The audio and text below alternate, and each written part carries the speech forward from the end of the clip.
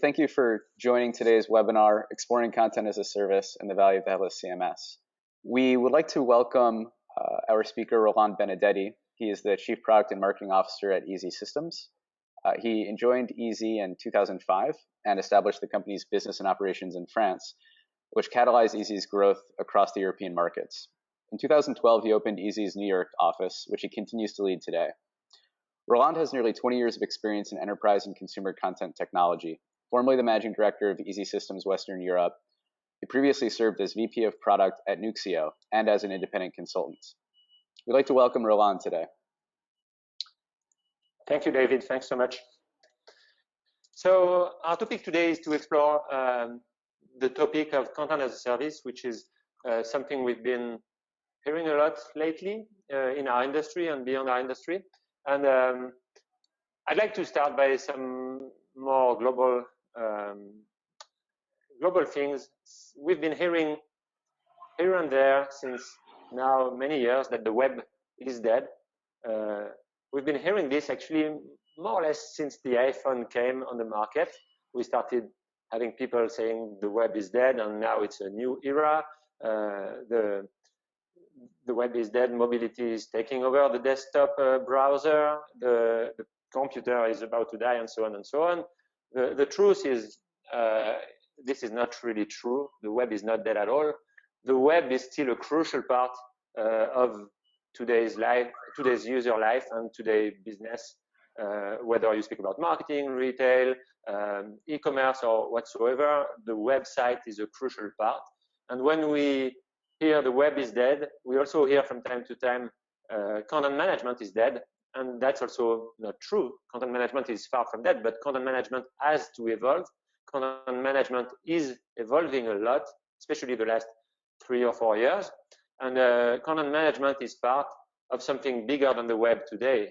Content management needs to deliver actually on much more than the web. And that's a little bit why the picture is changing and why the systems are changing now. So let's look a little bit about that today.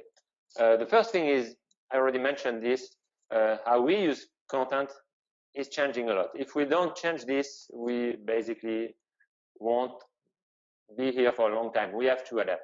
We used to be doing things on the web which were simple. We were doing single channel user journeys.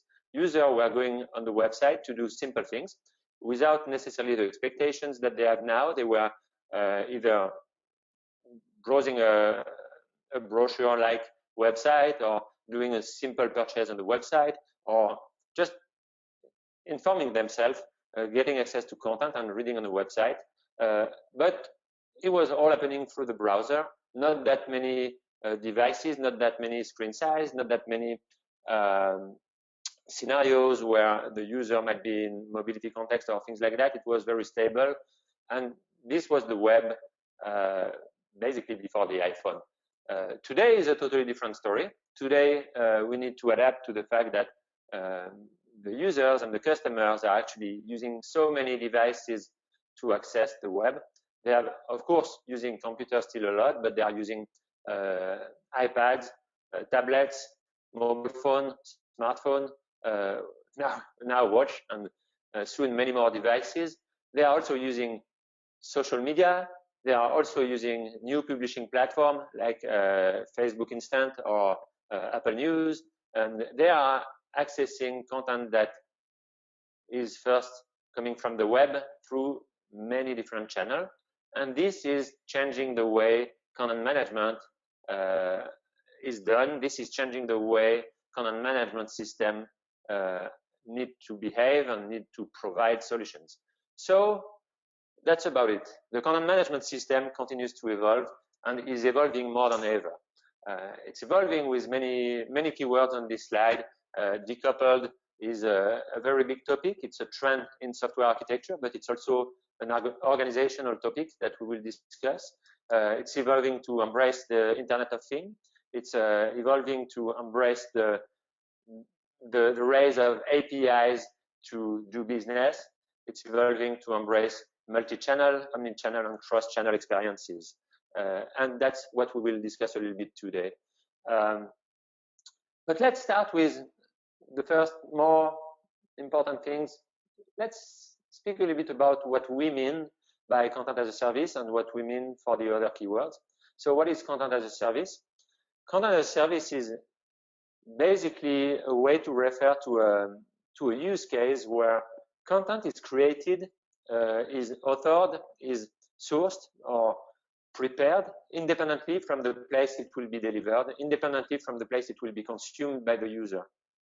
Actually, there's a quite wide range of applications that might use this content as a service model to deliver value. It can deliver content to websites. That's nothing against it, but it's also very often when we want to deliver content to mobile apps, to kiosk, to applications of any kind, business application, consumer application, or to other devices. So it's basically decoupling the process of creating content from the process of delivering it, decoupling content consumption from content creation. Let's look at some examples that concretely will help eventually really get what it is, because it's not so new. I'm taking this first example, which is a customer of us using Easy Publish. It's really not new. It's probably 7 years old, or I think. It's Clear Channel, which is now iHeartMedia. They rebranded themselves. It's a network of radio.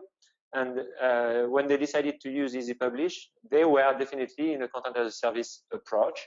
Their approach was to use a CMS to manage the content that relates to all the things happening on their radio.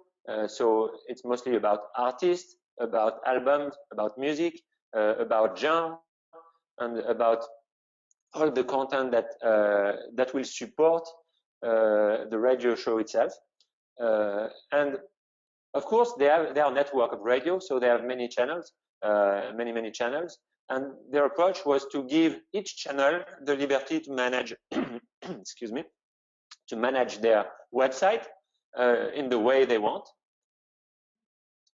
eventually with the technology they want, and without really thinking too much content, but just more thinking, I would say, animation, marketing, and playing with the layout, with which content should be pushed on the homepage, having probably an inventory to sell for ads and things like that. The content itself would be totally managed in the CMS, but the CMS would not deliver any website. CMS would just deliver a feed of content through APIs.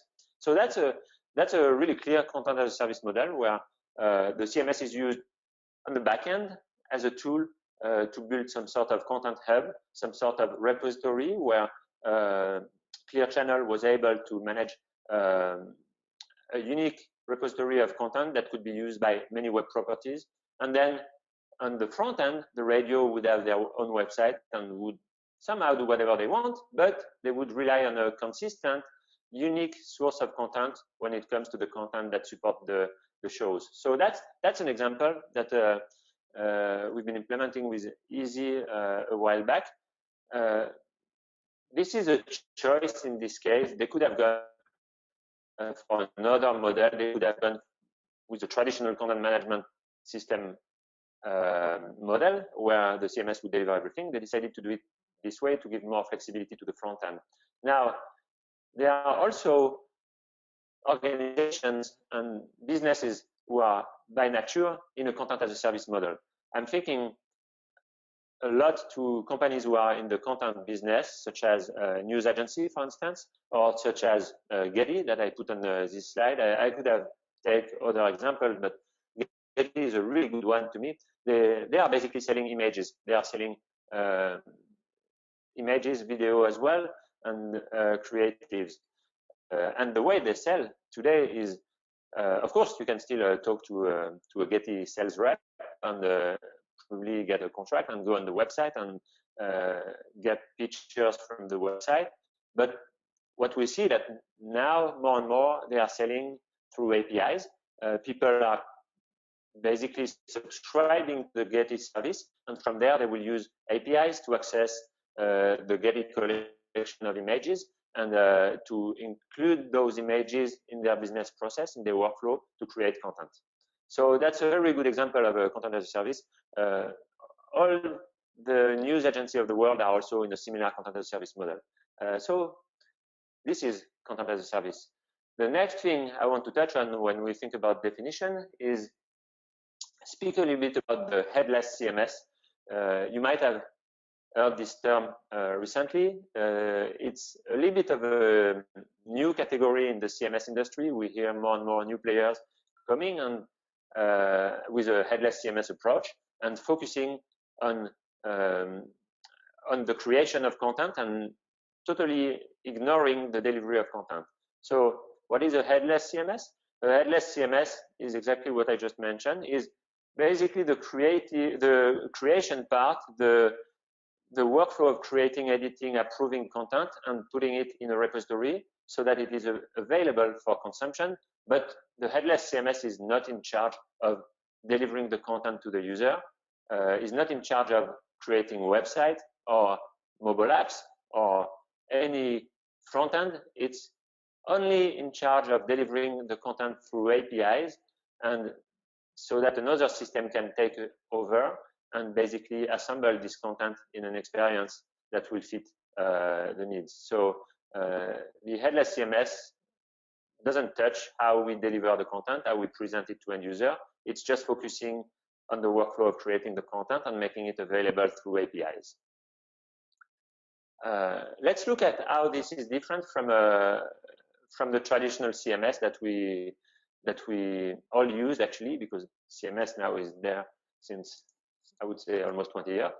So the traditional model of the CMS is a solution where on one hand you have content creators, information worker, or whether they are writers, chief editors, translators, graphic designers, and all the people in charge of delivering a website. Those people can access the CMS to use it to create and manage content. Content would go in the content repository, and content would be delivered by the CMS in web pages. So that's the very old school approach. The CMS has on one side a backend where editors can create the content, and on the other side, it's delivering pages that are delivered to the consumer when the consumer come and visit the site. And those pages are dynamically assembled. There are different ways to do it. There are ways where the pages are stored directly in the repository. There are ways where content is separated from the presentation and dynamically the pages are rendered using a templating engine. We've seen an evolution here, but the big picture is that the CMS is in charge of everything. The CMS has tools for creating, authoring content. It also has tools to manage website. So like landing pages, front pages, and so on. The headless approach is slightly different. The headless, I mentioned before, is of course focusing on the same first part, providing the same tool to writers, editors, translators, graphic designers to create and assemble this content and store it in the content repository. But the big difference is that then it's almost stopping here. Then it's just technology. Then it's just making this content, which is in the repository, available through APIs and through specific format, which might be JSON, which is the classic format used now by REST APIs, but which might also be other structured content. It might be just XML, or it could be something else. In any case, the headless CMS is basically providing the structured content through an API.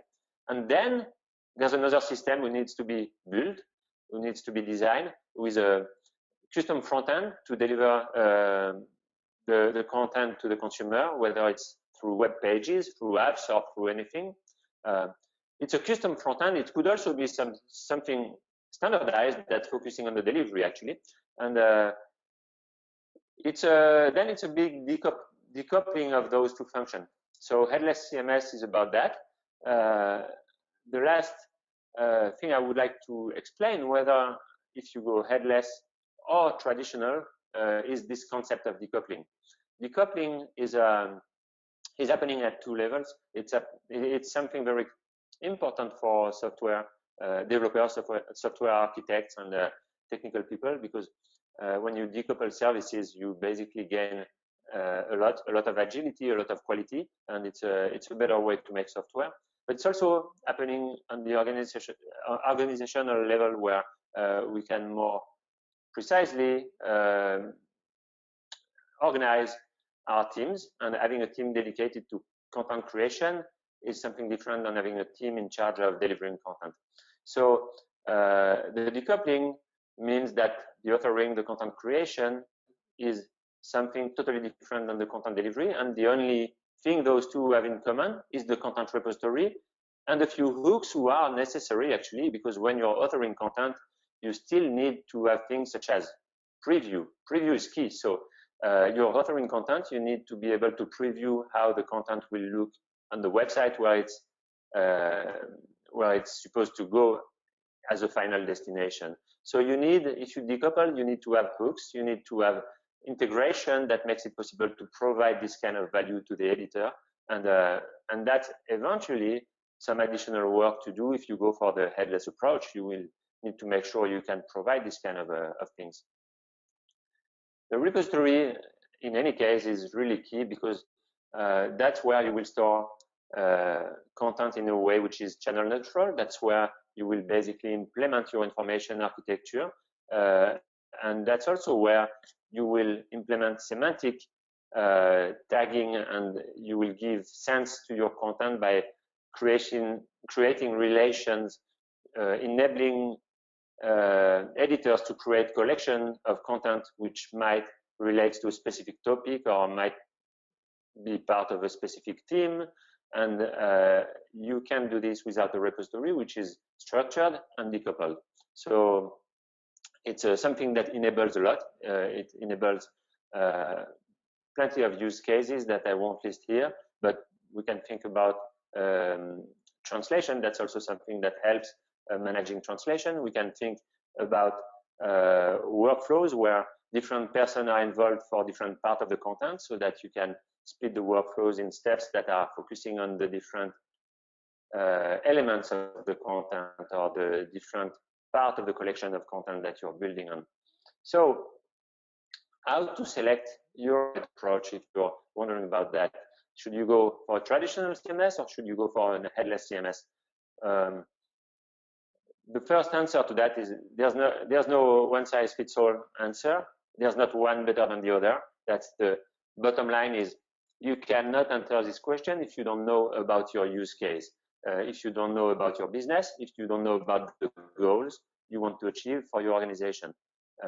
But typically, we can give some hints. Traditional CMS works really well when, of course, when you have simple websites, like corporate website. A traditional CMS can work really well because it offers everything. You don't have to build anything, and it will give you a turnkey solution to do something simple, and that has a lot of value. It works also well for information portals where you have a lot of information and where this information follow a pattern, can fit well with the concept of templates that we use in the traditional CMS, so that you don't have very advanced and very specific presentation requirements for each content item. Everything fits to a common template. Then the traditional CMS provide a lot of value as well. Now the headless CMS, which is trending now, is really, really good when, well, of course, when you want to make the content available to others via APIs. So when you are in this content as a service model that I spoke before.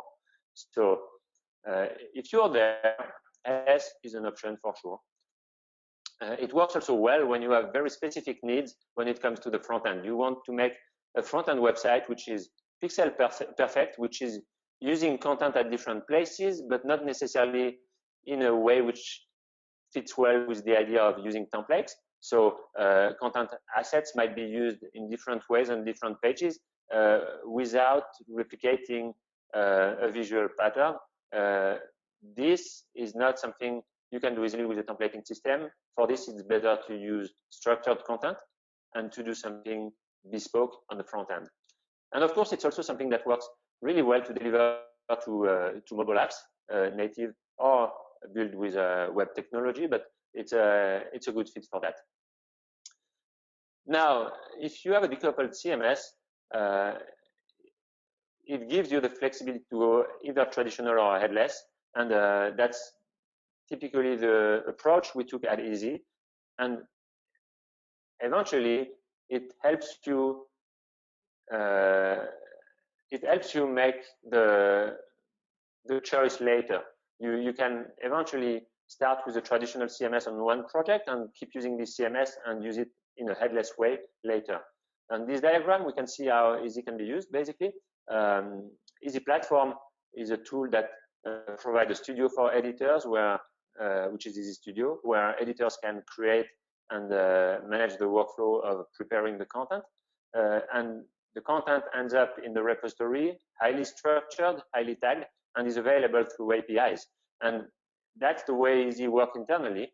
And if you use Easy also to create pages, the front end delivered by Easy will use those same REST APIs to deliver pages to end user. But those APIs can also be used in any way you want to build custom front end. A big trend that we see with some of our customers and partners is now to make custom front end using JavaScript technologies such as React or Angular. And it gives a lot of flexibility to front end developers, which is great. And that's an approach that is possible. So in the decoupled approach that we went for at Easy, I would say it's somehow the best of two worlds, and it lets you pick the right approach for the right project, assuming that maybe you will use your CMS as an infrastructure for different projects, then it delivers a lot of value. Let's look at how this plays in a real case scenario. I will just for that use one of our customers, Viking Line, which is a Finnish company who is basically in the cruising industry, providing cruise in the Baltic and the North Sea. And what we delivered to Viking Line together with our partner Ixonos, Finnish partner, is highly in cruise digital experience that helps users who are traveling to access content, also to connect with other users, and also to get access to products and services that are offered on the boat. And this is done using mobile apps and using CMS, which is hosted actually on the boat itself because they don't have connectivity and they need to rely on a private network. But the apps are always connected, have all the content, and the apps are basically taking the content from the CMS in a content as a service model. So in this use case, there's no traditional website.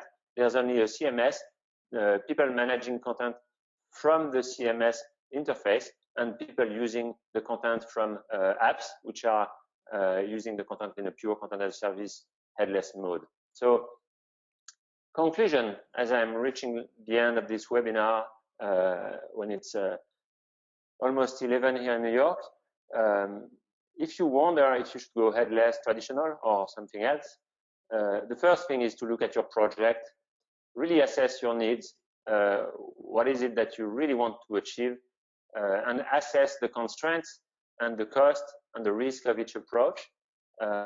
Whether you go traditional or headless, both are technological projects, implementation projects, both have risk, both have cost, and you should definitely dive into this. If you go for the CMS approach, the traditional approach, you would have a traditional CMS project which comes with customization, with a lot of templating. If you go headless, you will probably go to an approach where you will have to build your own front end, and this also has a lot of constraints and is a real project. So why not doing this? Why not doing a SWOT analysis and deciding on this? Our recommendation very often is that you don't necessarily know where you want to be in 6 months, 1 year, or 2 years. You don't know about your needs, actually. You know about your needs today, but you don't know exactly how they will evolve. And that's where really we think a decoupled approach has a ton of value for you.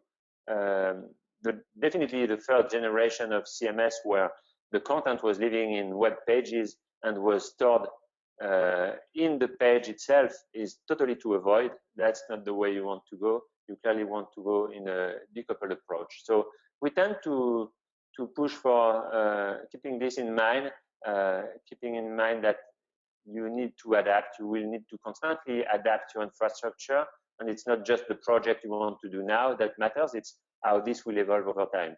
So if you're not sure, maybe the best is to consider a decoupled approach, like we have in Easy, and don't focus too much on the technology piece. Actually, don't forget the importance of working first on your business need, on your content strategy, and your information architecture. So I would say that's my last word for now. It's 11:02 now here, so we will open up for a few questions, David. Yes, that's right. Thank you, Roland. Thank you very much. Everyone, if you'd like to ask any questions, you can use the chat function in the GoToWebinar control panel.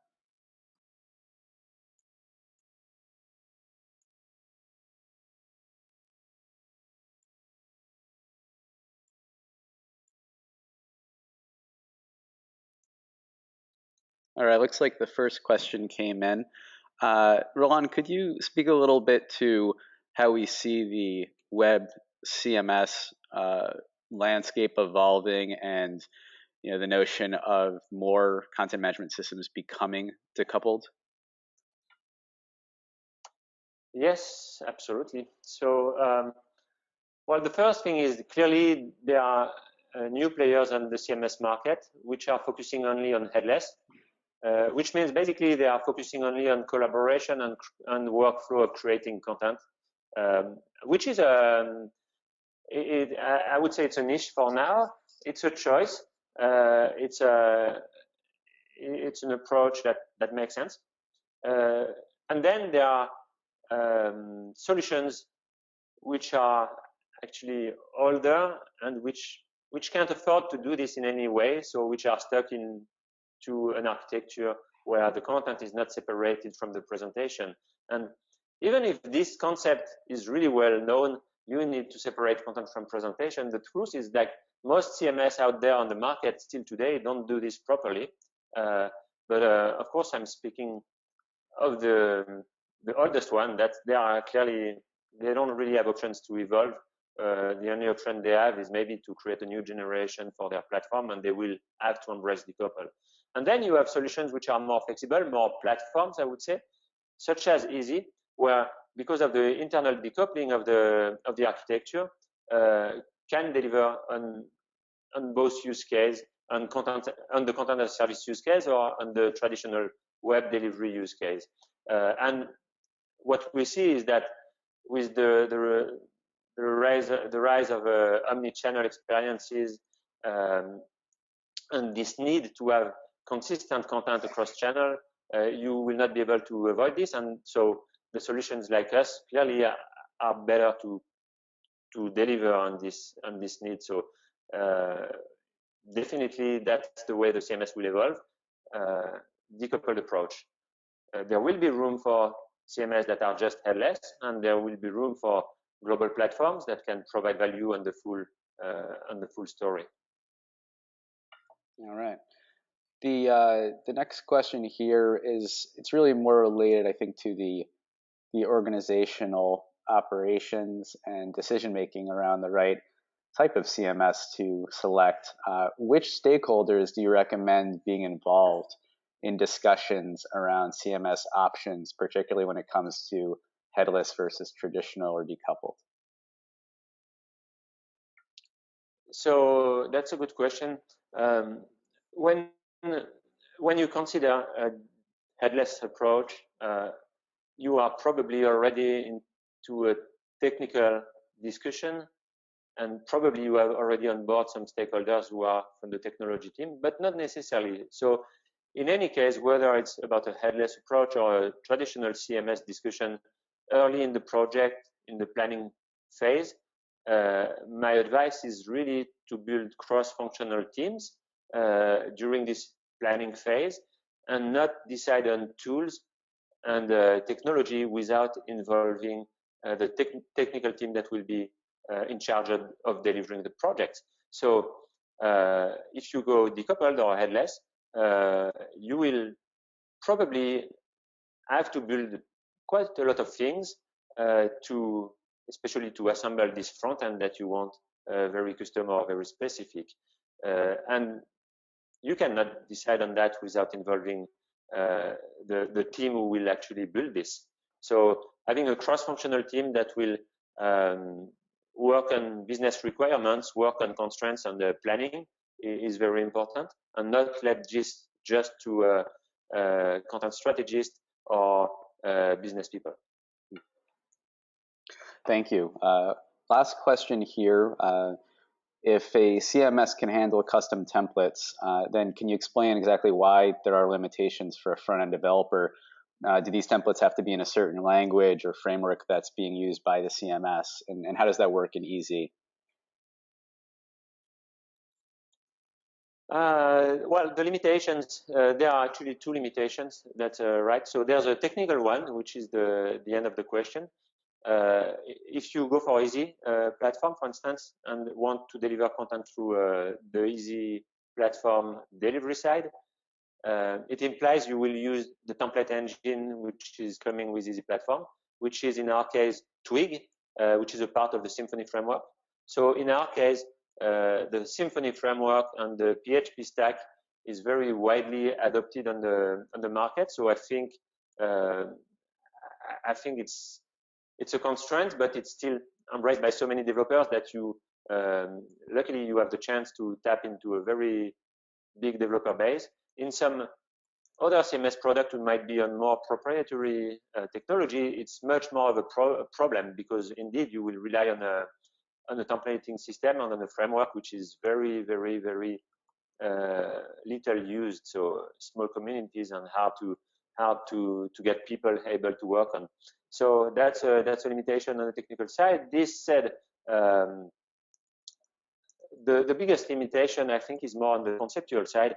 When you go for the traditional approach, which is delivering web pages through a template system, it really implies that your project you want to build fits well with the idea of templating, which means it really implies you have the repetition, you have a pattern in the way you want the different pieces of content to show up on the website or on the app.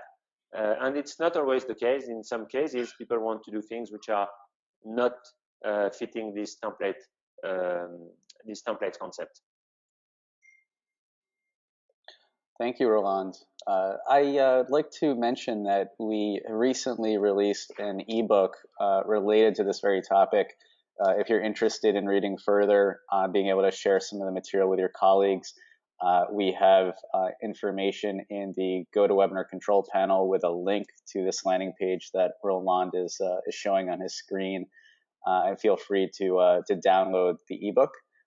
And beyond that, I wanted to mention, if you have any further questions or would like to speak to Easy a little bit more about our platform and how we can support your needs, you can reach out to sales@easy.no.